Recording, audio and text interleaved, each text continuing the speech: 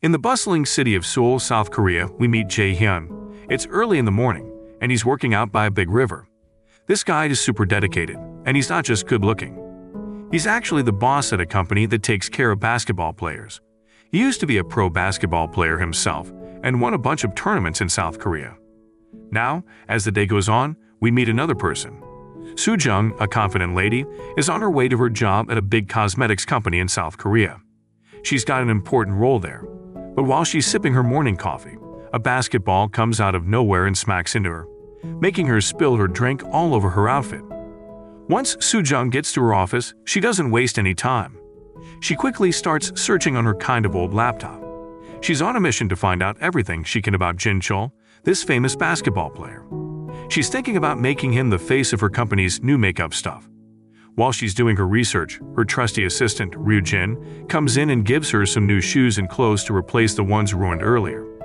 The heels on the shoes aren't exactly what Soo-jung was hoping for, but she decides to wear them anyway. After all, she's got an important trip coming up. She's headed to Busan to meet Jin Chul in person and talk business. In another part of the city, in the cool office of the mighty sports agency, Jae-hyun is super busy. Well, that's expected because he's the boss of a really important agency. He's busy telling his team what to do and making sure everything goes smoothly. But his old buddy, Dong-won, shows up out of the blue. They don't waste any time and rush out of the office to catch a train to Busan in a hurry. Now, Jae-hyun is on this train trip to meet an old basketball buddy who's become a big shot in the sports world. And his basketball buddy turns out to be Jin Chul, the same guy Soo-jung wants to meet for her company. Once they're on the train to Busan, Soo-jung finds a seat and gets comfy. And it was Jae-hyun who sits right next to her. So now these two, with their linked goals, are sitting next to each other on the way to the same place. The journey doesn't stay quiet for long. Jae-hyun decides to break the ice by offering Soo-jung a sandwich he brought along.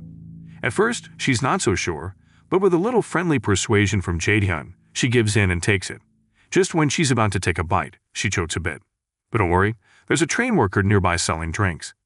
Soo-jung really wants something to ease her throat, so she asks for banana-flavored milk, but they don't have that flavor.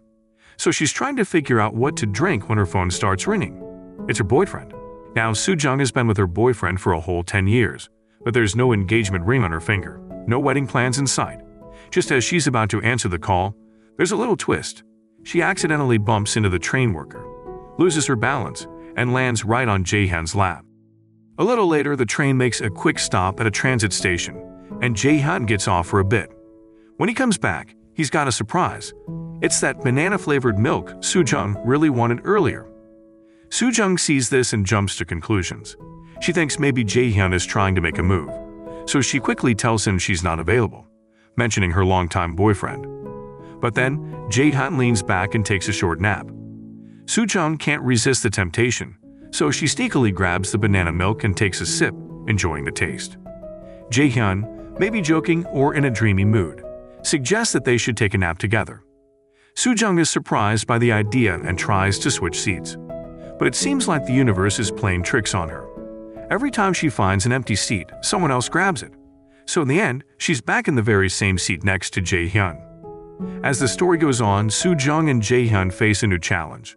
The train, with its steady clattering and lots of passengers, suddenly stops because the engine broke down unexpectedly. This is bad timing for Soo-jung, because she was on her way to the restroom. After coming out of the restroom, Soo-jung can't help but overhear Jae-hyun's phone chat. It's about Jin Chul, the famous basketball player who could be her brand ambassador. When she puts the pieces together, she realizes that both of them might be going to the same place. When she sees Jae-hyun getting ready to leave the train, she decides to go with him, thinking they might have the same goals. Just when they step onto the platform, the train suddenly starts moving again and leaves them behind. But Jae-hyun isn't discouraged.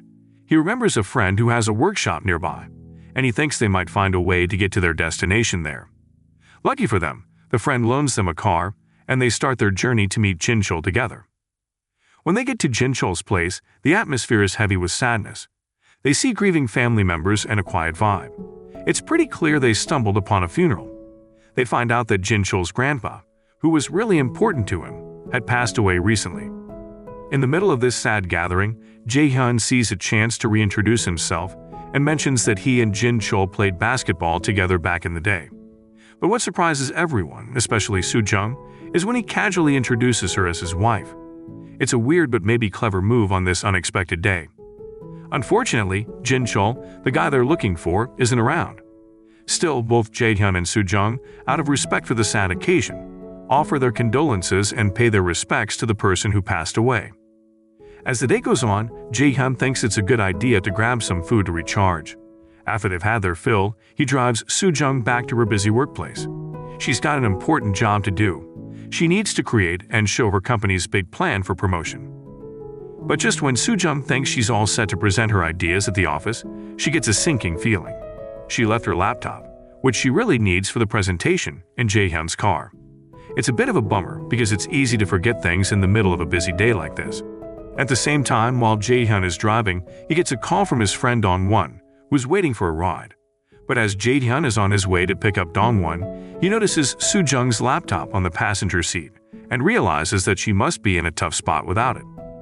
Meanwhile, Dong-won, who's easily distracted, is busy checking out some good-looking people passing by. He's so into it that he doesn't pay attention to where he's going and ends up taking a surprising tumble into a ditch by the side of the road. It's really bad timing because Jae-hyun drives right past that spot, not even noticing that his friend just had an unexpected fall. Back at the office, Jang is feeling pretty nervous because she has to wing it without her laptop. But just in the nick of time, Jae-hyun bursts into the room with her laptop. He quickly helps her set up the projector, saving the day in her presentation. As for Dong-won, he's had quite an adventure. After crawling out of the ditch all dirty and smelling bad, he tries to save some dignity by taking off his dirty coat and putting it on a car. But the car drives away, taking Dong-won's suit and, more importantly, his wallet with it. After all the excitement, Jae-hyun finally picks up Dong-won, who looks a bit messy. They decide to go to a place they know well, hoping to bump into Jin-chul. Little did they know, the day had more surprises in store. When they arrive, Jae-hyun spots a familiar face. Jang. She's probably there to get some comfort food after the hectic day. So after everything that happened, Jae-hyun, Jang, and Dong-won decide to grab a meal together. While they're chatting and eating, Jae-hyun mentions that he just missed Jin-chul, who had been at the same restaurant not long ago. While they're talking about this, a young woman comes over to their table. She turns out to be the daughter of the restaurant owner and knows Jae-hyun. With a sly smile, Jae-hyun introduces Jang to her as his girlfriend. After they finish their meal, Jang goes to take out her wallet to pay her part. But the owner of the restaurant, who seems kind, insists that the meal is on the house. Jang soon finds out that this generous woman is none other than Jae-hyun's aunt. Just when Jang is getting ready to leave in a taxi, the restaurant owner's daughter rushes out and tells her that she knows where Jin-chul is right now. Jang doesn't think twice and ditches her taxi plan. Instead, she gets back in the car with Jae-hyun, determined to finally meet Jin-chul. Poor Dong-won, feeling a bit left out and with no money, tries to catch up. He flags down a taxi and jokingly says that Jae-hyun will pay for the ride. But when the driver finds out that Dong-won doesn't have any money, he's not too happy and drops him off on the side of the road. And to make matters worse, Dong-won soon realizes he left his phone in the taxi. Not long after, Jang and Jae-hyun decided to go to a temple on top of a mountain. They were hoping to find Jin-chul there. The path was tough, with lots of steps leading up to the temple. But when they got there, they found out that Jin-chul had already left. Jang looked disappointed, so Jae-hyun suggested they take a moment to enjoy the amazing view from the highest point of the temple to cheer her up. While they were taking in the view, Jae-hyun told a story about Jin-chul. He talked about how Jin-chul had given up his promising career because of love for a woman. Jae-hyun said that decisions like that, made out of youthful passion, might seem kind of silly when you look back. He pointed out that real love should grow naturally and not be forced. Their chat got interrupted when a pretty lady named Bo-kyung came over to them. Turns out, she used to be Jae-hyun's girlfriend and now works as an aerobics instructor. She probably sensed things might get awkward with Jang around, so she quickly left. Later on, they found out that Bo-kyung had moved on in her personal life. She's now married and a mom to kids. As the day went on, the two of them started their journey back. Along the way, they found a popular local game where you toss coins into a container in the river. Jae-hyun remembered how he and Jin-chul used to come here and were really good at it. To show off, Jae-hyun threw a few coins and got them right into the container. People watching were impressed, and Jang was too. They felt the peaceful vibe of the temple and decided to offer some prayers. After their quiet moments of thinking, the sky got dark, and it started to rain unexpectedly. They had to find a nearby shelter to stay dry. Right then, Jae-hyun saw that Soo-jung was uncomfortable in her heels. Without thinking twice, he gave her a gentle foot massage to ease her pain. This nice gesture really left a mark on Soo-jung and made her think that Jae-hyun is a truly caring person. Later, while they were at a supermarket for a quick shopping trip, something unexpected happened. When they got to the checkout counter with their drinks, Jae-hyun was surprised to see a pack of condoms in Soo-jung's purchases. In a bold move, Soo-jung suggested that they get a hotel room together. Once they were in the room, maybe to gather her courage or calm her nerves, she drank several beers quickly. The mood in the room became more intimate, and Soo-jung made the first move, pulling Jae-hyun closer and starting to unbutton his shirt. But Jae-hyun, sensing her uneasiness, stopped to ask why she was rushing and what might have influenced her to act this way. Soo-jung hesitated, making the tension in the room even more palpable.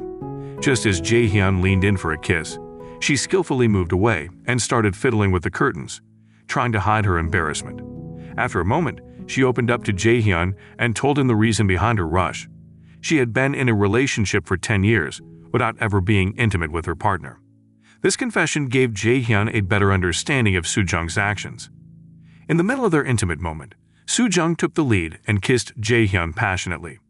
But as their connection got stronger, Jae-hyun stopped for a moment and asked Soo-jung about her reasons. She told him that she believed he was a sincere person. However, even though he sensed her kindness, Jae-hyun thought it wasn't the right time. He suggested they go outside for some fresh air, wanting to make sure that if they moved forward, it would be in the context of a meaningful relationship. Misunderstanding what he meant, Soo-jung felt hurt and thought that Jae-hyun was just playing with her feelings. She distanced herself and Jae-hyun rushed to explain what he really meant. He emphasized that he genuinely cared about her and wanted their relationship to be based on more than just physical attraction. Finally understanding Jae-hyun's point of view, Soo-jung's anger faded away. Feeling adventurous, Jae-hyun suggested they sneak into a nearby basketball stadium. Under the bright stadium lights, they had some beers and played basketball for fun. Their fun was interrupted when the night guard showed up, and they had to run into the gym. In the midst of the excitement and the chase, Jae-hyun and Soo-jung had another passionate moment and finally expressed their love for each other in the secluded gym. The day after their special night together, Soo-jung decided to put on some makeup to feel refreshed. But she didn't expect to run into a group of elderly women who turned out to be part of a gymnastics team coached by Jae-hyun's ex Bo-kyung. Things got even more awkward when they discovered Soo-jung and Jae-hyun in a compromising situation in the locker room. Jae-hyun, shirtless and embarrassed, hurriedly left. Later, the couple found themselves at a train station, getting ready to go their separate ways and return to their usual routines. There was a lot of unspoken tension in the air.